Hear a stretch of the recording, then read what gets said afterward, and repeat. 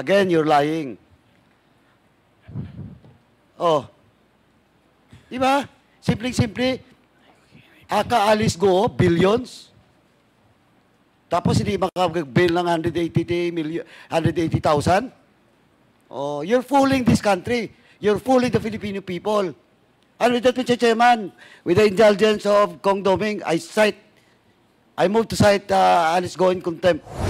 Kapag tinanong mo ko ngayon, hindi ikaw si Mayor Alice Go. Para sa akin, ikaw ngayon si Go Huaping 100% Chinese. Congressman Pascual? Yes, thank you, Mr. Chair. Kay Mayor Alice. Alam mo, Mr. Chair, nakatutok ako dun sa Senate hearing, andun si Mayor Alice. Magbuhat kaninang alas 10 ng umaga, andito tayo hanggang ngayong oras na ito. Palagi natin nadidilig sa kanya yung right to invoke self-incrimination. Ito na ang pagkakataon para magsalita si Mayor Alice. At naniniwala ako na si Mayor Alice, hindi tayo lolokohin. At naniniwala ako, Mayor Alice, na pag nagkaroon ng executive session, hindi lang yung nagbibigay sa'yo ng death threat ang sasabihin mo sa amin kung sino ang nagpaalis sa'yo, kung sino mga public official na yan ang kasabot mo para umalis ng bansa, kung sino ang mastermind ng Pogo, kung sino ang mga high-ranking official ng PNP ang naka-payroll sa Pogo, kung sino ang mga politikong nasa likod ng Pogo na yan. Mayor Alice, huwag mong sayangin yung pagkakataon na ito. Naniniwala ako, matalino kang babae, mahal mo ang bayan ng Bamban, pinaghirapan mo kung ano man ang meron ka. Walang sino man na makatutulong sa'yo kung hindi kami mga congressman nandito. Pasensya na sa mga abogado mo.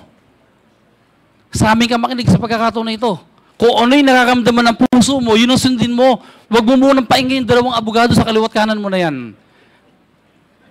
Mayor Alice, are you willing to reveal everything kapag pinibigyan tayo, Mr. Chairman, ng executive session? Your Honor, if ever po mapagbigyan po ako ng Mr. Chairman po para sa executive session, sasabihin ko po lahat ng totoo at walang kulang, walang dagdag po. Yung mga akusasyon po na sinasabi po nila na marami po akong alam sa ganito, yung mga hindi po totoo, wala rin po ako talaga masasabi. Ang masasabi ko lang po kung ano lang po yung alam ko po. Without naming names, Alice, ano yung sasabihin mo sa amin? Paki-enumerate mo lang kung ano yung sasabihin mo para mapag-isipan namin kung ikaw ay karapat-dapat mabigyan ng executive session. Ano yung sasabihin mo sa amin? Anong mga ibubunyag mo sa executive session? Mr. Chair, ano po yung question po na alam ko pong sasagutin ko po lahat. Halimbawa, tanungin ka ngayon ni Congressman Pascual, sinong opisyal ng PNP o ng local government ang tumulong magpataka sa iyo? Your Honor, wala pong local government, wala rin pong PNP. Okay, please proceed, Congressman Pascual. Alam mo, Mayor Alice, ano ang karapatan ng mga foreigner na patakasin ka dito? Ano kapangyarihan nila dito para itakas ka? Napaka-imposible naman yan na walang local official na kasabwat ng pagtakas mo. Your Honor, dahil wala naman po talagang ako nakausap para sa pag-alis po namin, kaya hindi rin po ako pwede mag-fabricate din po. Wala kang nakausap? Sino Wala ang kumausap sa mga local official dito? Your Honor, isang tao lang po kausap ko po, pero wala po akong kausap na any local po. Sino yung isang tao na yung nakausap mo, Mayor Alice? Your Honor, yan po yung sinasabi ko po na ayaw ko pong sabihin po sa public. Foreigner ba yan o Pilipino? Yung kausap ko po, foreigner po. Wala nga mangyayari pagkakaganyan. Okay, so we all agreed that we will not grant her an executive session. So unless there are other questions related to Pogo, you may continue, Congressman Pascual. Thank you, Mr. Chair. Mayor Alice, nung ikaw ay nasa Indonesia na, ano ang plano mo? Tuloy-tuloy ka na ba na magtatago habang buhay kung hindi ka nahuli sa Indonesia? Your Honor, babalik po. Babalik ka. Uulitin ko yung tanong ko sa iyo kanina. Kung hindi mo sinagot yung tanong ko kanina kung sino ang nag-convince sa'yo para umalis, tatanong ko naman sa'yo, sino ang nag-encourage sa'yo para bumalik ng Pilipinas? Your Honor, sarili ko po una at after din po na makuha po si Sheila, nag-isip na rin po ako talaga. Alam mo, Mayor Alice, sa lahat ng tumakas, sa lahat ng nahuli na nagtatago, ikaw lang ang nakita ko na masayang-masaya ka, nakangiti ka, relax na relax ka. Pwede bang sabihin mo sa amin anong tunay na reason, anong tunay na dahilan, bakit gano'n ang reaction na nakikita ng buong Pilipinas sa'yo? Your Honor, ang masasagot ko po dyan, yan po yung pinaka-love language ko po sa mga pamilya ko, sa mga tao nagmamahal po sa akin, to tell them po na okay po ako. Yun lang po, a jolly person lang po ako. Pero kung sa hirap po, sobrang hirap po yung pinagdaanan po. Please wrap up, Congressman Pascual. Okay. Thank you, Mr. Chair. Konti lang itatanong ko. Karamihan ng gusto kong itanong ay naitanong din sa kanya buhat kaninang umaga. Ang isang tanong ko sa iyo, Mayor Go, sinabi mo kanina na undecided ka pa sa pagtakbo mo this coming local election. Kung ganon, may chance na lubaban ka uli ng mayor? Your Honor, sa ngayon po, hindi po yan, wala pa po akong naiisip about that po. Hindi mo kayang sagutin ngayon na ayaw mo na ng politika at hindi ka natatakbong mayor ng Bambantarlac? Your Honor, hindi ko pa yan iniisip po talaga. Okay. Thank you po, Your Honor. Huling tanong na lang. Kanino pa sinasabi na kaya hindi ka masagot dahil nasa korte na ang kaso? May tanong ako sa iyo. Ano yung kaso na nakasampa na sa iyo ngayon na nilabasan ka ng warrant of arrest? Meron na ba? Your Honor, meron po. I have 8 pending cases po on the court po ngayon. Ang nilabas po nila ngayon na for bail po ay ombudsman. Itatanong ko talaga sa iyo, available. Meron ka bang non-bailable case ngayon na nakasampa sa iyo? Meron din po. Non-bailable? Non-bailable po, DOJ, human trafficking po. Lumabas na ba ang decision? Hindi ko pa po nakuha po yung documents po doon sa So isang hindi pa lawyer. lumalabas? Lahat ng kasong nakasampa sa iyo ngayon, Mayor, ay bailable. Tama ako? Ang alam ko po, nasampahan na rin po ako ng human trafficking po. Yes, sinampahan ka pero wala pang decision doon. Ang tinatanong ko, yung mga nakasampang kaso sa iyo ngayon, bailable lahat, hindi ba? Your Honor, alam ko po, yung sa human trafficking po sa Pasig, may decision na po. Lumabas na ang warrant of arrest? Okay lang po, Your Honor. Non-bailable? Consult ko lang po. Tanong ko lang po sa lawyer. Mr. Chairman, short interjection lang. Alice Go, you're not answering the query of the good congressman. At tinatanong niya, yung kaso mo na nakadetain ka. Anong kaso mo? Bailable ba o hindi? Bailable, tama? Yung sa ombudsman po. Available. Ang pangalawang tanong ko sa iyo, bakit hindi kayo nagbe-bail? Bailable pala. Your Honor, hinintayin din po namin yung lumabas po yung isang kaso po. You're not answering the query. Bakit hindi kayo nag-bail? Magkano bang bail ban supposedly? Magkano? Mr. Chair, okay lang po. Tanong ko lang po sa lawyer. Tanungin mo, magkano bail ban, Opo. Mr. Lawyer?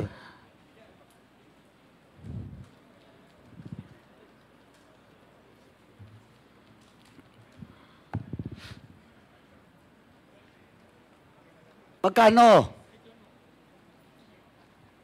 Mr. Lawyer, magkano lang? Magkano bail ban? 190 po. Magkano? 190,000. 190. 190? 180,000. 180,000? And then you did not bail out? Hindi ka nag-bail? Mr. Chair, may ibang mga Mga ano? contempt pa rin daw pong iba, kaya Hindi. Ito.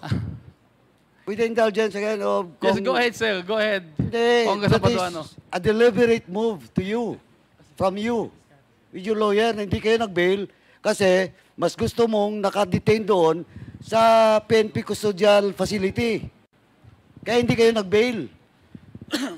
Ayun yung totoong kwento doon. Huwag na tayo maglokohan dito. Again, you're lying.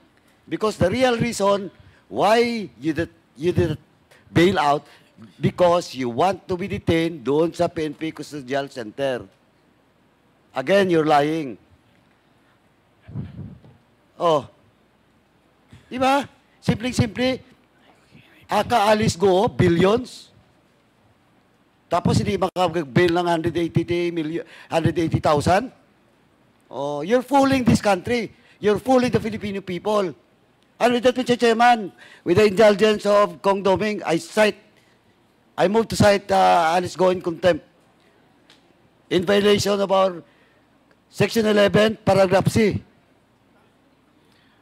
So move, Mr. Chairman. Okay, there's a motion to cite Alice Go, aka Go Waping, in contempt for violating Section 11, Paragraph C of the Rules of Procedure governing inquiries in aid of legislation. And this is duly seconded. Are there any objections? Hearing none, the motion is approved. Mr. Chairman. Alice Go, aka Go Waping, is cited in contempt. Mr. Chairman, my second motion will be Alice Go will be detained in the period until the committee report of this investigation will be adopted in the plenary. Question of jurisdiction, because Alice Go is now in the custody of PNP Custodial Center, will be discussed after this hearing, Mr. Chairman. So move, Mr. Chairman. Okay, there is a motion to detain Alice Go in the... Contempt order sa kanya, Mr. Chairman, period of until the committee report of this investigation will be adopted in the plenary of this 19th Congress, Mr. Chairman. And question of jurisdiction or detention of Ms. Alice Go will be discussed in relation to the present custody of Ms. Alice Go after this hearing, Mr. Chairman. Okay, So there is a motion to detain Alice Go, aka Go Waping, until the committee, the Quad Committee, terminates this hearing, and Mr. pending the result of the jurisdiction, the issue of jurisdiction. This is duly seconded. Any objection? Hearing none, the motion is approved. Mr. Chairman. Congressman Dan Fernandez. We'll be asking our Sergeant at Arms to coordinate with the PNP officials who have secured Ms. Alice Go to coordinate and to hold her in abeyance while the Quadcom, after the suspension of this hearing, will be meeting up in order to find out the jurisdiction of Ms. Alice Go, whether we will be putting her back on the PNP premises or in the House of Representatives. Pending the decision as to the jurisdiction Yes. of the detention, the implementation of the detention of Ms. Alice Go, the House cited her in contempt until the House Quad Committee completes or terminates its committee hearing on the issue of the illegal pogos. Mr. Chair, And Mr. Chair. I'm not done yet. Congressman yet? Abante? Yes, I'm not done yet. And also, Mr. Chairman, may we ask also the Sergeant at Arms to tell us how many more rooms are available for, if ever, that we will be deciding to put the jurisdiction of Ms. Alice Go in our premises. Still, we have. And while waiting, Mr. Chairman, I'll be asking a while ago yung sa what do you call that executive session that Miss Alice Go was asking. I'll be giving you a piece of paper, Miss Alice Go. I hope that you will be able to read this and try to tell us in the affirmative or in negative, ano? Yung tumulong sa iyo na tao, no, na Chinese. Para at least kung wala man tayong executive session, we will be able to know kung sino sana. Ha? Sige, I'll be giving this piece of paper to you. Pakibigay na. Tapos sabihin na lang kung yes or no. Sulatan na lang. Tapos ka na? Yes, Mr. thank Chair. you. Congressman Abante. Can we just hear perhaps Miss Alice Go would like to say something that can we just hear a statement from her what she would like to tell us this Quadcom. Let us give her a chance. Let us give her a chance, Mr. Chair, for her to give her own statement. A statement on, if I may ask, Your Honor, what statement are we Well, requiring Alice Go to make? whatever she would like to say, and perhaps she would like to reveal something. Perhaps, Mr. Chair, she would like to say na ginamit lang po ako, may gumamit po sa akin, hindi po talaga totoo na ako ay kasama dito. Let's just hear her make that statement, just to give her a chance, Mr. Narinig Chair. mo ba yon, Alice, yung ano yung sinabi ni Congressman Abante? If you want to make a statement, you're given 2 minutes only. Please avail of that 2 minutes. Anong gusto mong sabihin sa committee? Mr. Chair, medyo gulong-gulo po ako ngayon. Okay lang din po na makausap ko po muna yung lawyer ko po. Sige, 10 seconds. Opo, thank you po. Mr. Chair. Mr. Chair. Sige, while we're waiting, yes. waiting for Alice Go. Yes, Congressman Adyong. Thank you, Mr. Chair. Mr. Chair, since we're now discussing about possible grant of executive session to Alice Go, perhaps we can also ask, we take this opportunity to ask the 2 resource persons that we have, specifically Ms. Cassie Ong, if she's also willing to request for an executive session, maybe we can also contemplate on that.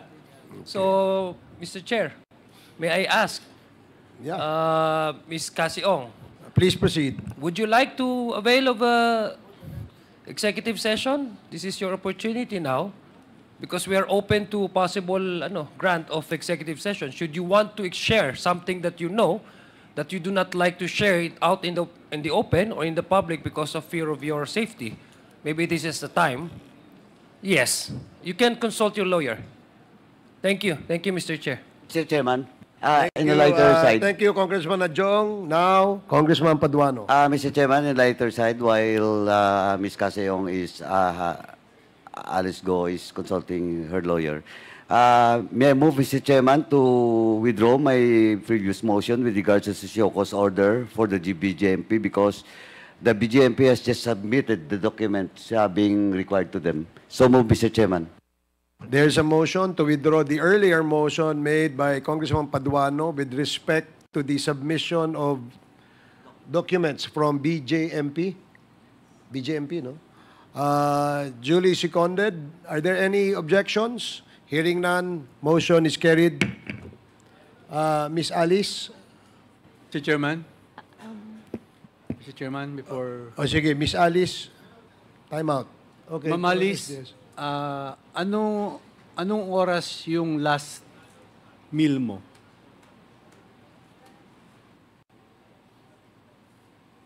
Your Honor, Mr. Chair, last night po. Last night. Taga-intermittent ka ba, ma'am? Hindi naman po. Baka after how many hours, sabihin mo, bumaba yung sugar mo, bababa blood pressure Hindi mo. naman po. Okay lang po. Are you sure? Opo. Baka kamukha ni Cassie, bumaba yung sugar niya. Diba? Salamat, Mr. Chair. Okay, Mr. thank Chairman. you. Na, If I may. sige. We need also to Congressman decide on Fernandez. this matter because this is imperative on our discussion. I just received the information from the Sergeant at Arms that our HOR detention center is in full capacity. And in that case, Mr. Chairman, the question whether we will be having her in our custody is something that we have to discuss lengthily after this Quad Committee. But of course, there's no stopping us to put Cassie and Cassandra on in one detention center, in one room in this facility, Mr. Chairman. Thank you. The manifestation is noted. The parliamentary status before we went on break is that Congressman Emeng Pascual has the floor. And considering that he has the floor and he stated that that's going to be his last question, there was an interjection made where there was a request that Miss Alice Go be made to say something before the Quad. Perhaps something that she would request the committee, or maybe something that she will reveal to the committee. So, Alice, meron kang 2 minuto para sabihin sa amin kung ano yung gusto mong sabihin, as requested by Congressman Abante. Kung wala naman, okay lang din, so we can proceed with the last question of Congressman Pascual. Meron kang sasabihin? Wala.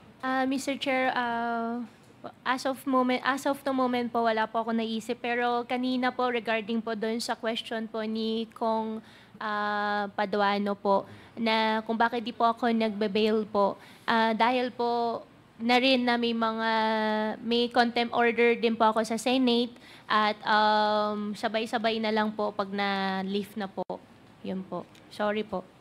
Ay, pero dito hindi yan Okay. relief until such time that the committee report will be adopted in the plenary. Tanda mo po, until the 19th Congress will be closed. So you have a contempt order also from the Senate. And what was the decision as to your penalty? Anong sinabi nila na penalty mo? Nakakulong din po ako ngayon sa PNP custodial po. Pero did they say in the Senate when they cited you in contempt ay kukulong ka sa Senate o sa PNP Custodial Center? Ang nag-issue po ng order ko po is galing po sa court. Opo. Hindi, yes. Oh, yung kung saan ka ngayon, korte ang nagsabi niyan. Opo. Pero sabi mo, na-contempt ka rin sa Senado. Opo. Tama? Kinontempt din po nila ako sa Senate. So, anong sinabi ng Senado kung ano ang penalty kasama nung contempt order nila sa'yo? Anong penalty mo? Wala pa naman po. So wala pa Opo. silang sinight. So there Wala was pa. no motion as to where you will be, what penalty will that contempt order be imposed on you? Walang sinabi. Detention lang po, At sinabi, Mr. Chair. i-detain ka sa kay de-detain. Mr. Chair, wait lang po. PNP? PNP po, Mr. Chair. That was the order of the Senate. Okay. Sige. The status quo for the moment because she's presently detained at the PNP Custodial Center. Mr. So, So Mr. the Chair, decision of the Senate, Attorney, are you telling the truth that the status quo was the decision of the Senate? Initially, they wanted No, to... no, I am just asking you, is it correct? Yes or no lang po? Yes, Your Honor. They want to maintain the status quo. In the Okay. meantime, she be detained at the PNP custodial It's the facility. Senate, By the Senate. by the Senate. Yes, sir. Okay, but the order of the court is what? PNP custodial center. Your Honor. PNP custodial din. That's why they want. That's why the Senate wanted to maintain. Anyway, I will ask the status quo. DOJ mamaya with regards to the case that was filed to Okay. Cassandra Sige. Mr. Chairman. Alice Go. Thank you, Okay. Mr. Chair. Mr. Chair, last. Last na to? Yes, last na po. Okay. A while ago, I Congressman asked Fernandez. Ms. Alice Go, since a executive session was not permitted by this body, to write in this piece of paper the names of those who helped her. May I have the liberty or No. But these are all part of the corporations. They are not part of the corporations. But they use, you can use your mic, but they used to live here in this country as well. Part of the corporation, pero wag na lang po muna i-reveal sa public. They were a part of the corporation before. Yeah, part of the, until now. Until now. But they're not here anymore. Not in the Philippines right now.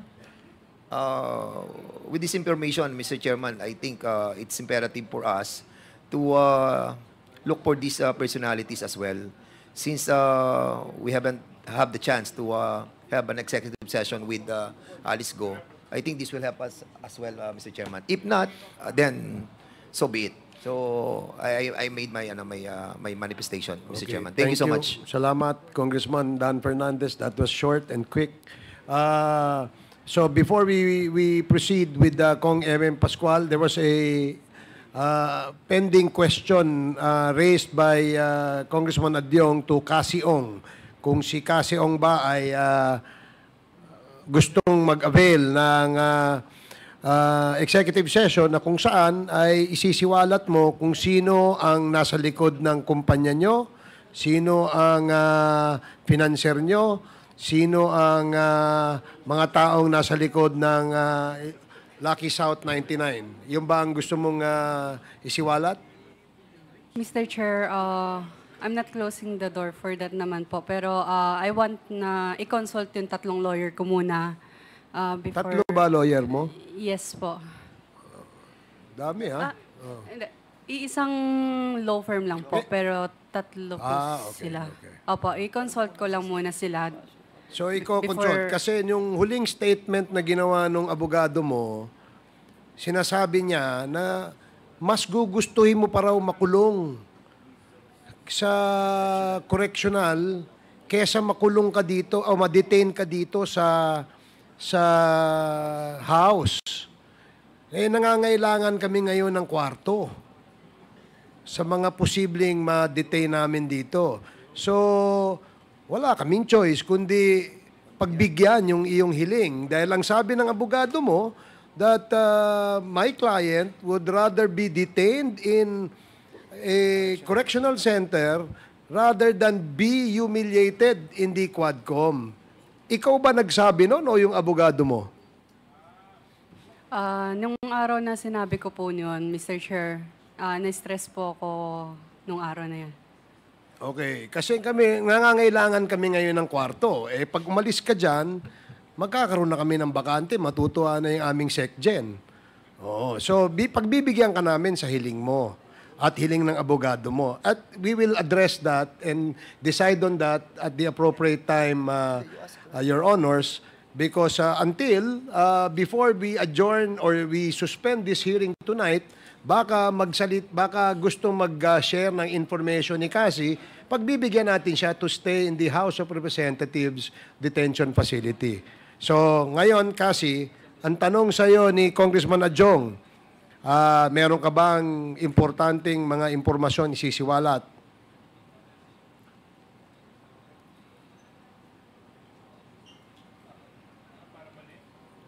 Mr. Chair, kausapin ko lang po yung lawyer ko. 10 seconds. Okay. Thank you po. Mr. Chair. Okay, while waiting for Congressman Adjong. Yes, Mr. Chair. Maybe later na lang po, pero I just want to put into record, Mr. Chair, the names that were written and was given to Chairman Dan Fernandez. I don't think that would be revealed today, no? But may I, since all of us naman have the right also to know these names, perhaps we can already, at this point in time, communicate with the Bureau of Immigration if they have travel history of these foreigners coming in and out of this country. Maybe later we can find out, Mr. Chair. Just to put that into record, baka makalimutan po. Yes, Mr. Chairman, if I may, no? Okay, So Thank we you, Mr. will be doing that, no? But in confidence that Yes, she I has know. written I the two understand. names that was given to this representation. We'll be asking the help of the immigration on these people. Yes, in Para- confidentiality Yeah, also, we can of course. relay this to the Bureau Yeah, I of understand. Immigration. Thank Thank you, you. Mr. Chair. Okay, so Cassie, anong decision mo? Mr. Chair, hindi ko pa rin naman po kina-close yung door for that, pero gusto ko pa rin po talaga makonsult yung tatlo kong abogado. Sige. Dahil sabi mo, you're not closing your doors, tama? Sige, hanggang bago matapos tayo ngayong gabi, kailangan buksan mo yung pinto mo. Okay? Now, we proceed with Congressman Eming Pascual. Your last question, please. Wala na akong tanong, Mr. Chair. Siguro, ano na lang, Mayor Alice, I'm sorry, but I believe what Congressman Paduano said, na imposible nga naman na 180,000 hindi ka magbe-bail. At kung ang payo sa iyo ng mga lawyer mo, hintayin yung iba pang kaso na darating, ibig mo na gamitin ang abogado, mali ang pinapayo nila sa iyo. Totoo yung sinabi ni Congressman Paduano na siguro mas conveniente ka, mas tiwala ka dun sa PNP Custodial Center ngayon.